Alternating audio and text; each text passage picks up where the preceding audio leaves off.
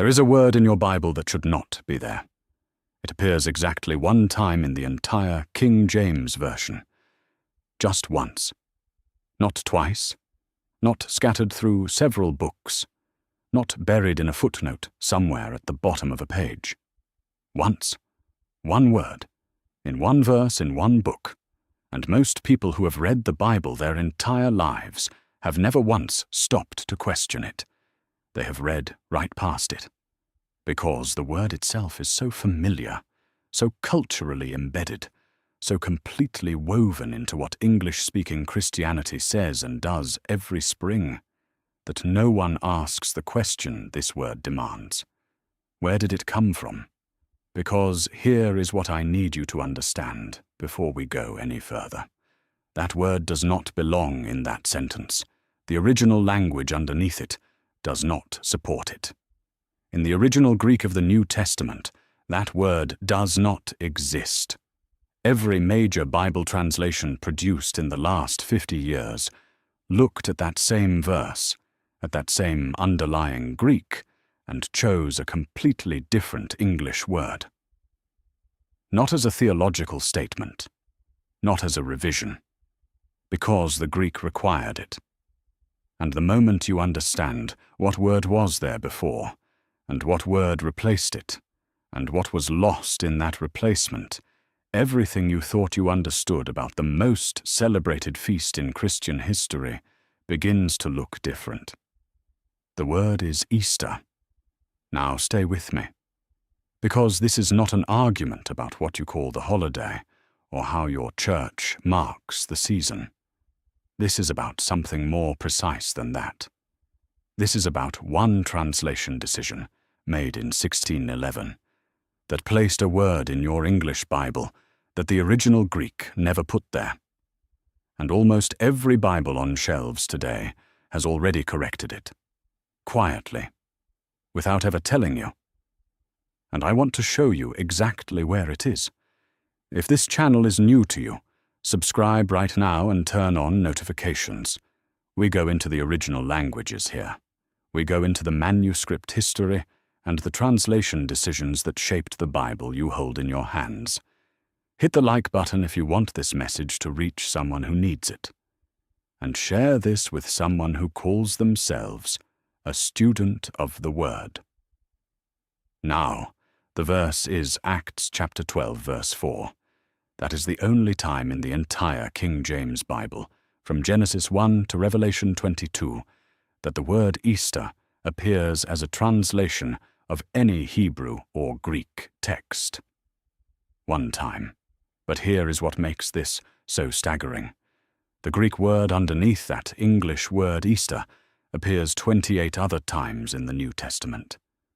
And in every single one of those 28 other places, the King James translators chose a completely different English word. Not Easter. Passover. By the end of this video, you will know why. You will know what the Greek word actually means, where the word Easter came from, the chain of decisions that locked it into your English Bible, and what was quietly lost in the translation. Because there is something hiding underneath that one word. Something that connects the blood on the doorframe in Egypt to the cross at Calvary in a way that the English word Easter was never built to carry. Stay with me.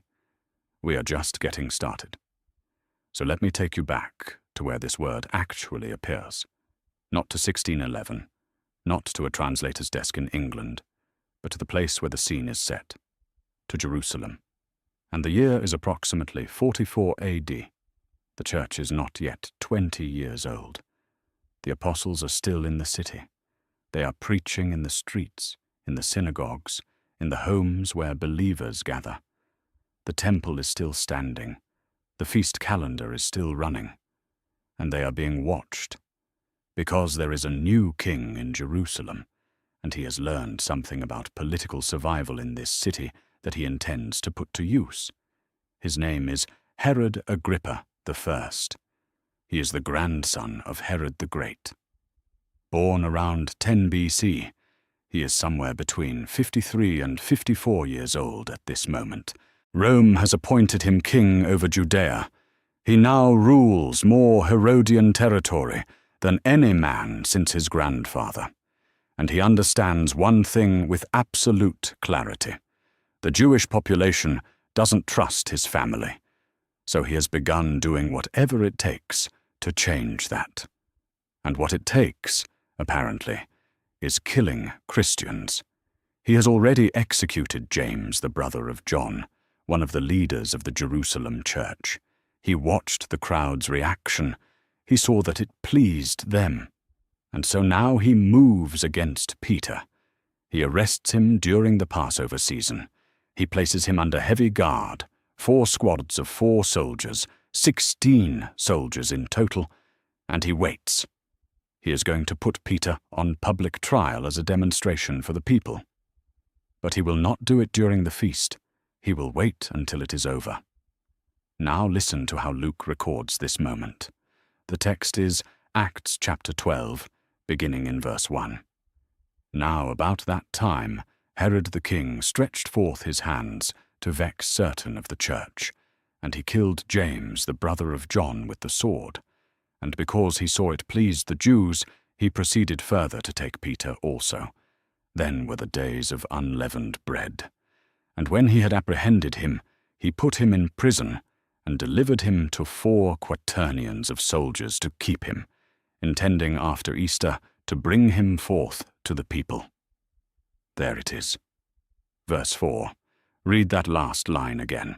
A Jewish king in Jerusalem, arresting a Jewish apostle, during a Jewish feast, and the word the translators use to describe the timing of his plan is Easter. Nothing in this scene involves a Christian spring celebration. Everything in this scene is anchored to the Passover. In the Jewish calendar, Passover falls on the 14th of Nisan. The Feast of Unleavened Bread begins the very next day and runs for 7 days. These are the same festival days, the same season. And the Feast of Unleavened Bread is named in verse 3, 1 sentence before the word Easter appears. The Greek word underneath Easter is the word for that very season. Not Easter, Passover. And we know this event is not legend. The death of Herod Agrippa I in 44 AD is confirmed by the historian Josephus in his Antiquities of the Jews, Book 19. His death anchors the chronology of Acts 12 more precisely than almost any other event in that book. The historical ground is solid, and sitting right in the middle of that solid ground is a single word that doesn't belong. We are about to find out how it got there. The Greek word underneath that English word Easter is Pascha. That is the word. That is what Luke wrote when he composed the original text of Acts chapter 12. Not a Christian festival name, not a reference to a spring celebration. Pascha. The same word the New Testament authors have been using for the Passover feast from the very first pages of the Gospels. Now here is what I need you to understand about that word, because it does not appear in Acts 12 in isolation. It appears all across the New Testament. You can open your King James Bible to the Gospels, to the letters of Paul, to the book of Acts itself, and you will find this word again and again and again. Luke wrote it. Matthew wrote it. John wrote it. Paul wrote it. The Greek word Pascha appears 29 times in the entire New Testament. 29 times. And the King James translators made a decision about this word 29 times. And here is what they decided. 28 times they translated it as Passover. 28 times, when they opened their Greek text and saw the word Pascha, they rendered it in English as Passover.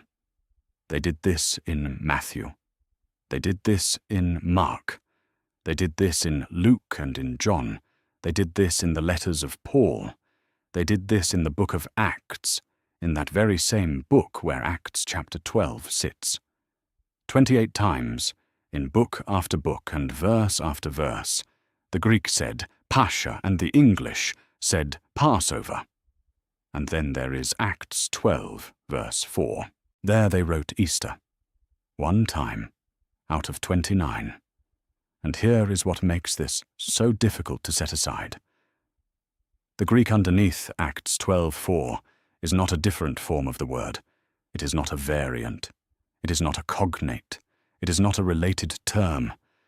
It is the exact same Greek word, carrying the same spelling, the same form, the same meaning, that appears 28 other times in that same Bible and is translated Passover in every single one of them. The underlying Greek is identical in all 29 cases, every single one. And in 28 of those 29, the King James Version looked at that Greek word and chose correctly. In one, it did not. Now, here is where it becomes impossible to argue with. Because this is not a debate between the King James Bible and modern scholars with a different theology. This is a matter of what the Greek says, and you can test it yourself by opening any major Bible in print today. The translators who worked on the New International Version looked at Acts 12:4, saw the Greek, and chose Passover. The English Standard Version, Passover. The New American Standard Bible, Passover. The New King James Version, Passover. The Christian Standard Bible, Passover. The New Living Translation, Passover. Every major translation published since the late 20th century has rendered this verse the same way it renders that same Greek word in every other place it appears. The correction has already been made. Quietly, in edition after edition, in printing after printing, the word has been changed back to what the Greek says. Most people sitting in churches today do not know it happened. But this raises the question that everything in this video is building toward. If the Greek word is Pascha, and Pascha means Passover, and every modern translation in print agrees it means Passover in this verse, then where did the word Easter come from in the first place? How does a word with no Greek root and no Hebrew root end up in a sentence about a Jewish king holding a Jewish apostle during a Jewish feast? The answer to that question does not start in 1611. It starts much further back than that. And that is exactly where we are going next. So let me ask you something before we go any further. If you were going to name a feast after an event, after the specific thing that happened on the night the feast was meant to remember, what would you do? You would put the event in the name. You would build the word around the action. And that is exactly what the Hebrew language did. The Hebrew word for the Passover feast is Pesach. It comes from the verb pasach, which means to pass over. The feast was named for the night in Exodus 12, when the Lord moved through Egypt, and the houses marked with blood were spared. The destroying angel passed over. Pasach. The feast is named for the act. The name carries the event inside it. Every time that word was spoken in the synagogue, every time a Jewish family sat down for the Passover meal and heard that word, the night in Egypt was present in the word itself. And when that word moved out of Hebrew into the rest of the ancient world, the scholars who carried it did not replace it with something else. They kept the root. They kept the sound. They brought it with them. Around 250 BC, Jewish scholars in Alexandria began translating the Hebrew scriptures into Greek. When they came to Pesach, they did not reach for a Greek substitute.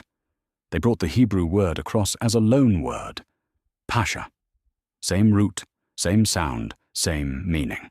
The night in Egypt, now in Greek letters. From Greek, the word passed into the New Testament. Luke used it. Matthew used it. Paul used it. Pascha, the Passover, carried forward in every gospel and every letter. and from the New Testament it passed into Latin, again carried as a loan word. Pascha. Jerome's Latin Bible kept it exactly. The word travelled with its meaning attached, from Hebrew into Aramaic, from Aramaic into Greek, from Greek into Latin, and from Latin into the languages of the world. And here is what I need you to understand. Most of the world never stopped saying Pascha. If you are a Spanish-speaking Christian, the resurrection feast is called Pascua. If you speak French, it is Pâques. If you speak Italian, it is Pasqua. Portuguese, it is Pasqua. Russian, it is Pascha. The Greek Church calls it Pascha, the same word as the New Testament. In Arabic, it is Fasih. In the Coptic Church, it is Pascha. Every single one of those words is the same word, dressed in different letters from different languages. Every one of them traces back to Pesach, to that Hebrew verb, to the night in Egypt. The connection between the death of Jesus and the deliverance of Israel has been preserved in the name of the feast across 2,000 years and dozens of languages. The world didn't forget, with one exception, the Germanic languages. In English, we say Easter. In German, Ostern. These words do not come from Pesach. They do not come from Pascha. They come from somewhere else entirely. And in a Bible culture that reads and prays and worships primarily in English, that departure from the Pascha root matters. Because when the name of the feast no longer carries the memory of what the feast is about, something has been quietly lost. Notably, even in German, the theological and liturgical term for the feast is still Pascha. But in everyday English, the Passover connection disappeared from the name entirely. So the question is, what happened? What replaced Pascha in the English-speaking world with a word from a completely different world? And the answer is a single monk in 8th century England who left us one paragraph in one book written around 725 AD. And that is exactly where we are going next. If this video is already stirring something in you, this is the moment. Hit the like button right now. Every time you do, this message travels further, and one more person gets to see what you are seeing. Subscribe and turn on notifications if you want to keep going this deep. And if someone comes to your mind right now, a student of the Word, or someone who has been reading past this question their whole life, send them this video. We are right at the center of the argument, and the next section is where everything begins to come together. Where did the word Easter come from? Let us find out. The answer begins in the north of England, in a monastery called Wearmouth Jarrow in the region of Northumbria, and the year is 725 AD. There is a monk living there named Bede. He was born around 672 AD, which makes him approximately 52 or 53 years old when he writes the book we are about to read from.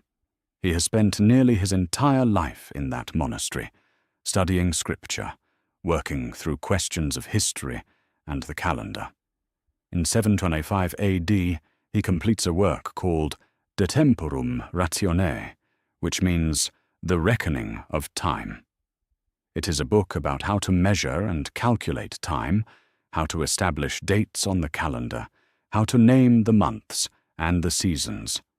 And in chapter 15 of that book, a chapter he calls De Mensibus Anglorum, which means the English months, he records what the old Anglo-Saxon people used to call each month of the year before the Christian calendar arrived. And when he gets to the spring month, he writes one paragraph. It is not long, but it contains a name. This is what he writes. The Latin text reads, Eosturmonath, qui nunc paschalis mensis, interpretatur, quondam adea illorum, quae eostre vocabatur, et qui in illo festa celebrabant, nomen habuit.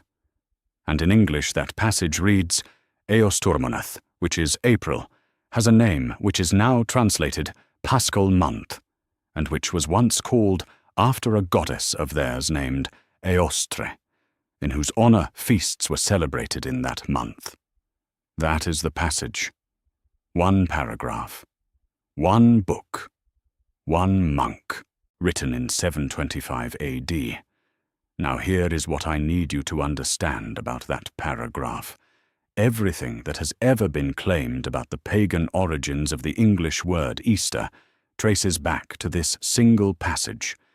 Every argument, every article, every sermon that says Easter was the name of a pagan spring goddess, every piece of that claim comes from Bede's one paragraph. There is no other ancient source for the goddess Eostre. Not a second monk who mentioned her. Not a runic inscription. Not an archaeological site. Not a carved image. Nothing. One man. One paragraph. One manuscript tradition. Bede's testimony is the entire ancient record for the goddess Eostre. That is all there is. That is the complete foundation of the argument. But here is what most people who quote that passage never stop to consider. There is something about this passage, and something about the word Easter itself, that changes the argument more than the passage does.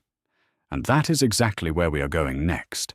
You have probably seen a video, or a post, or maybe someone told you in a conversation that the English word Easter comes from Ishtar, the ancient Babylonian goddess. That the Christian Church took a pagan goddess name and stamped it onto the resurrection of Jesus. Maybe you believed it. Maybe you shared it. The claim has traveled far. It shows up in videos that get millions of views, in posts that get shared hundreds of thousands of times, in conversations in churches and classrooms and living rooms. I need to tell you that this claim is not true. The word Easter and the word Ishtar are not related. They do not share a common root. They do not share a common ancestor. They come from entirely different language families. Ishtar is a Semitic word. It comes out of the ancient Near East, from the same linguistic family as Hebrew and Arabic and Aramaic. Easter and Eostre are Germanic words. They come from the Northern European language tradition, the same family that gives us Old English and German and the Scandinavian languages. These two families are not connected. They did not share a common ancestor in any recoverable past. The sounds are similar to the human ear, and that is where the claim comes from.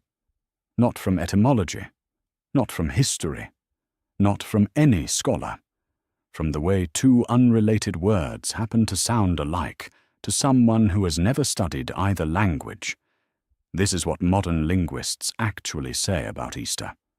The word traces back through Old English to the Germanic month name Eos Terminath, the spring month Bede described, and the deeper root of that name connects not to any goddess specifically, but to a Proto-Germanic word for dawn, or for east, the direction of the rising sun. Not Babylon, not a fertility cult. The direction from which the light comes. That is the actual linguistic territory the word Easter lives in. Dawn. East. The direction of the rising sun. Now, here is what I need you to understand. Whether the word Easter ultimately traces to a goddess of the dawn, or simply to a word for the dawn itself, the result is the same for the argument we have been building. Not one letter of the word Easter points toward the Passover. Not toward the night in Egypt. Not toward the blood on the doorframe. Not toward the Lamb whose death spared a nation. None of that is in the word Easter. None of it. The word Pascha carries all of it. It carries the Passover in every syllable, from the Hebrew verb Pasach to Passover, all the way to the French Pâques, and the Spanish Pascua, and the Russian Pascha. That meaning has been preserved, but the word Easter carries none of it. And this is the question at the center of everything we have covered. How did a word with no Passover connection end up as the only appearance of this feast's name in the English Bible?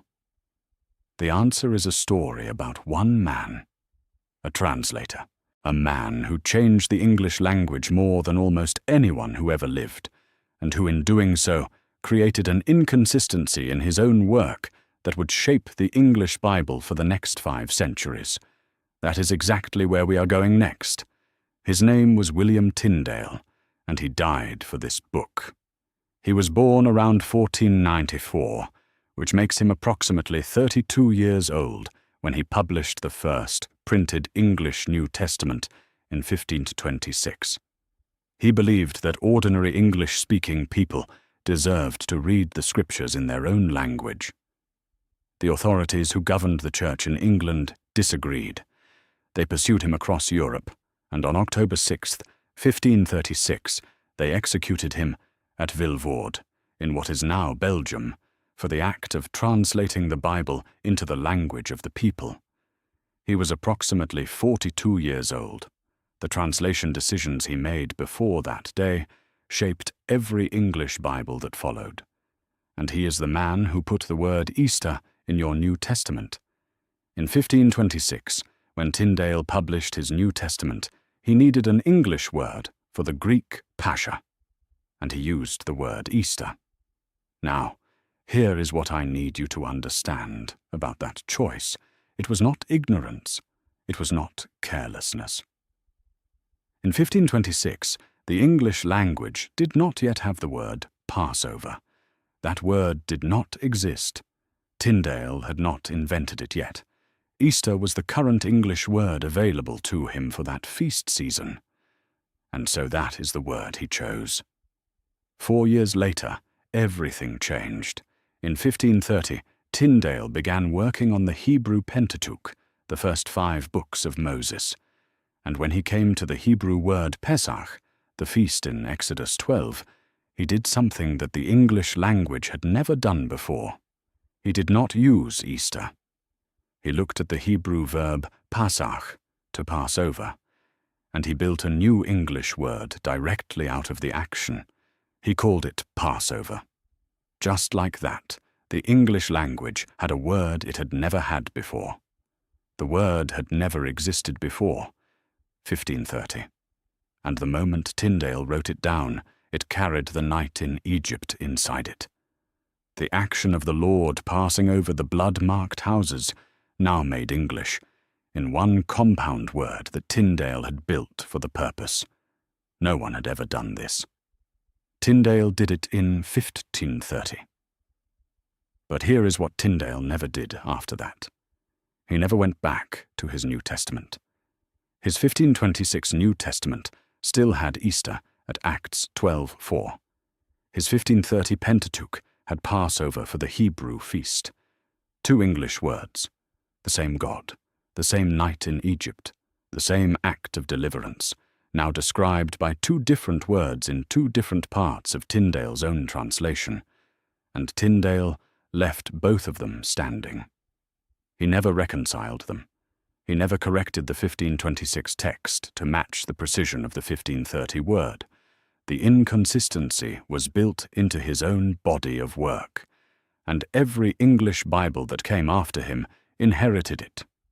Every translator who came to Acts 12:4 in the decades that followed looked at what Tyndale had written, saw the word Easter, and left it where it was. They did not fix it. They did not question it. They kept it. The word Tyndale had chosen in 1526 traveled forward through translation after translation, unchanged. Tyndale's inconsistency became tradition, and tradition, as you are about to see, became law. Tyndale died in 1536, and in the years that followed, the English translations kept coming, and every one of them had a choice to make at Acts 12:4. 13 years after Tyndale's New Testament, a new English Bible appeared. It was called the Great Bible, and it was authorized to be placed in every church in England. The year was 1539, and at Acts 12:4, The Great Bible used the word Easter. Not because the translators had examined the Greek and determined Easter was right, not because of any fresh look at the text, because Tyndale had used it, and Tyndale was the foundation they were standing on. The tradition was only 13 years old, and it was already treated as settled. The word Tyndale had chosen, because Passover did not yet exist, was now being treated as though it had always been there. It had been read from pulpits. It had been heard in worship. And now it was being printed in the authorized Bible of the Church of England. The tradition was hardening. Then, in 1560, something happened that should have ended the story right there. A group of Protestant scholars working in Geneva produced a complete English translation of the Bible. It is called the Geneva Bible. It was not a marginal text. When it first reached England, it instantly became the preferred Bible of the English people. More than 360,000 copies were printed across 180 editions. The Scottish Church adopted it as its official Bible for worship. A Scottish law passed in 1579 required every household of sufficient means to own a copy. For more than a century, the Geneva Bible was the most widely read English Bible in the world. And when those scholars came to Acts 12:4, they did something no English translator had done before. They looked at the Greek, they saw Pascha, and they wrote Passover. Not Easter. Passover. The most widely circulated English Bible of its generation looked at that verse and got it right. 8 years later, the correction was reversed. In 1568, a new English Bible appeared. It is called the Bishop's Bible. And at Acts 12:4, the Bishop's Bible went back to Easter. The Geneva's correction was undone. The Bishop's Bible also placed Easter at John 11:55, making it the only pre-KJV English translation with 2 Easter readings for Pascha. And this was the Bible that would be handed to the next set of translators as their starting point. Before we move to that next set of translators, I need to say one thing plainly. This error did not come from the Catholic Church.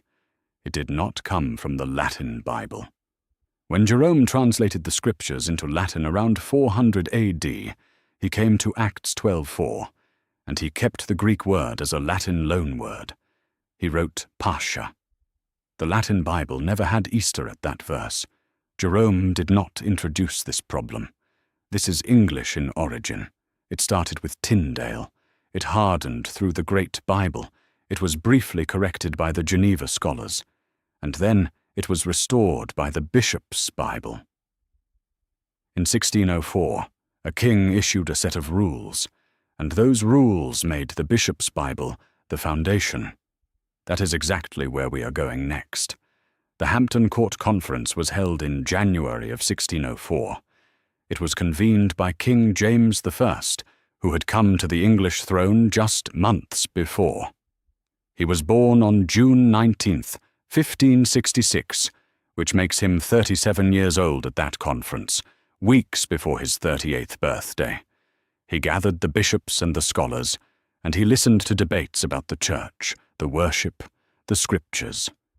And out of that conference came a decision that would shape the English Bible for the next 400 years. A new translation would be made, and it would be governed by rules. The rules were issued by the king himself, 15 of them. And the most important one for our purposes is the very first rule. Rule 1 said that the Bishop's Bible was to be the base text for the new translation. It was to be changed as little as possible. The translators were not beginning from the Greek and building an English translation from scratch. They were revising an existing English text. They were taking the Bishop's Bible and improving it, where the underlying Hebrew and Greek demanded it. And the existing English text they were given as their starting point had the word Easter at Acts 12:4. Now, to understand how specific and deliberate these rules were, Consider Rule 3.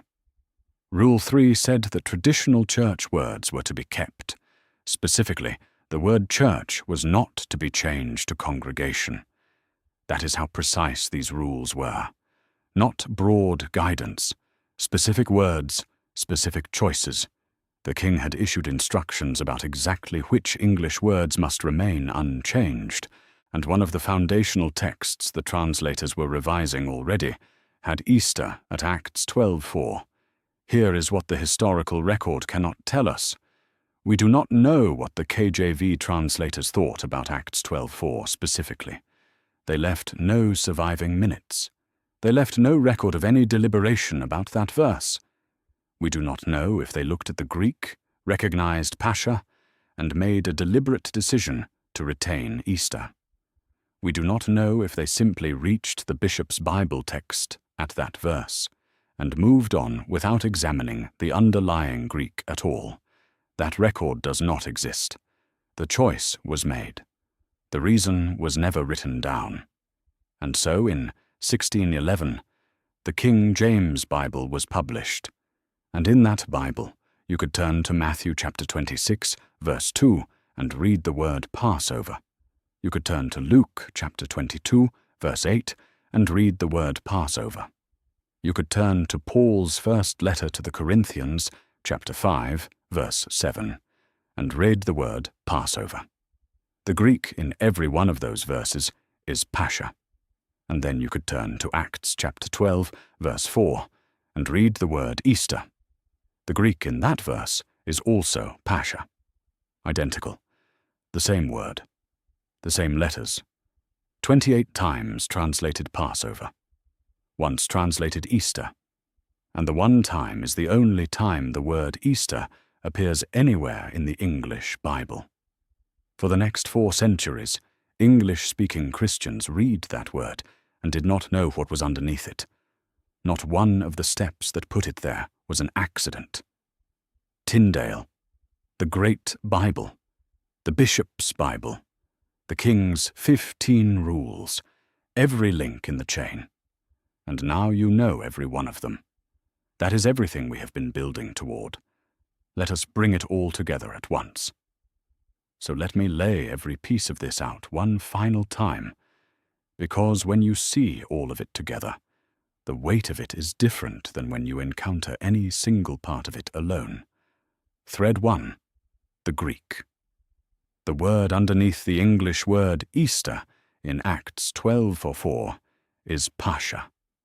That same word appears 29 times in the Greek New Testament. In 28 of those 29 occurrences, the King James translators translated it as Passover. In one occurrence, Acts 12:4, they translated it as Easter. The underlying Greek form is identical in all 29 cases. The same word, every single time. The KJV used the word Easter exactly once. They used the word Passover 28 times. And in all 29 of those verses, the Greek underneath is identical. Thread 2. The etymology. The Hebrew word Pesach comes from the verb pausach, which means to pass over. The name was built on the event in Exodus 12, the night the Lord passed over the blood-marked houses of Israel. That word traveled from Hebrew into Aramaic, from Aramaic into Greek, from Greek into Latin, carrying its meaning at every step. And from Latin it traveled into the languages of the world. French calls it Pax, Spanish calls it Pascua, Italian calls it Pasqua, Portuguese calls it Pasqua, Russian calls it Pascha, Greek calls it Pascha, Arabic calls it Farsi, Coptic calls it Pascha. Every one of those words carries the Passover inside it. Only the Germanic languages departed. English says Easter. German says Osten. And the word Easter carries no Passover meaning at all. Thread 3. Bede. The only ancient source that connects the English word Easter to any pre-Christian origin is a single paragraph written by one monk in 725 AD. Bede described an Anglo-Saxon spring month named after a goddess whose name appears in no other ancient source anywhere. Not a second writer. not a carved inscription, not an archaeological record. One paragraph. That is the entire ancient foundation for the Easter etymology. And the popular claim that Easter comes from the Babylonian goddess Ishtar is false. Ishtar is a Semitic word. Easter is a Germanic word. They come from entirely different language families and have no common root. Thread 4. The translation trail. The word Easter entered the English New Testament through William Tyndale in 1526, when the word Passover did not yet exist in English. Tyndale himself coined Passover 4 years later, in 1530, and never corrected his New Testament to match. The Geneva Bible of 1560 corrected it and used Passover. The Bishop's Bible of 1568 reversed the correction and restored Easter. King James I issued Rule 1 in 1604, making the Bishop's Bible the base text for the new translation, changed as little as possible. The King James Bible of 1611 inherited the error. Jerome's Latin Bible, written around 400 AD, never had it. The error is English in origin. Thread 5. The modern translations, the New International Version, the English Standard Version, the New American Standard Bible, the New King James Version, the Christian Standard Bible, the New Living Translation. Every major Bible translation published since 1971 has rendered Acts 12.4 as Passover. The correction has already been made. Most people sitting in churches across the English-speaking world simply do not know it. Easter is not in the Bible. It never was. The word in Acts 12.4 is Pascha. The word is Passover, and the word Easter entered that verse through a 16th century English convention that was locked into the King James Bible by a 17th century king's rule and was never removed. But here is what I actually need you to understand. Because the word itself matters less than what the word was hiding. And what it was hiding is the most important thing we have not talked about yet. The word was hiding a connection, a very specific one that the Apostle Paul stated with complete clarity, and one that becomes invisible in English the moment the word Passover is replaced by the word Easter. The verse is 1 Corinthians chapter 5, verse 7. The King James Bible says it plainly. Christ our Passover is sacrificed for us. Modern translations render it this way. Christ our Passover lamb has been sacrificed. And the Greek word Paul uses for Passover in that verse is Pascha. Not a spring festival, not an Easter egg. A Passover lamb. Think about what Paul is doing when he writes that sentence. He is reaching back to Exodus 12, to the night when God passed over the blood-marked houses of Israel in Egypt. He is reaching back to the lamb that was slaughtered, to the blood that was applied to the doorframe, to the act of passing over, from which the entire feast takes its name. And he is saying that all of it was pointing forward. The lamb of Exodus 12 was pointing at something. The blood on the doorframe was pointing at something. The act of the Lord passing over, Pasach, was pointing toward the cross. The Passover event was not the destination. It was the direction sign pointing at the destination, and the word that connects the direction sign to what it was pointing toward is Pascha. The same word in the Greek whether you are reading about the night in Egypt or about the death of Jesus. The lamb was not random. The blood was not decoration. The night in Egypt was not a disconnected story from a different religion. It was the frame the New Testament authors used, again and again, to explain what happened when Jesus died. And the word they used for that frame, every time, was Pascha. Now consider what happened when the English word Easter was placed at Acts 12:4. An English-speaking Christian opens their Bible. They are reading about Herod Agrippa, about Peter's imprisonment, about what Herod is planning, and the text gives them the word Easter, intending after Easter to bring him forth to the people. And the word Easter does not carry the blood of Exodus 12. It does not carry the Passover lamb. It does not carry the night the Lord passed over Israel. The Greek Pascha carries all of that.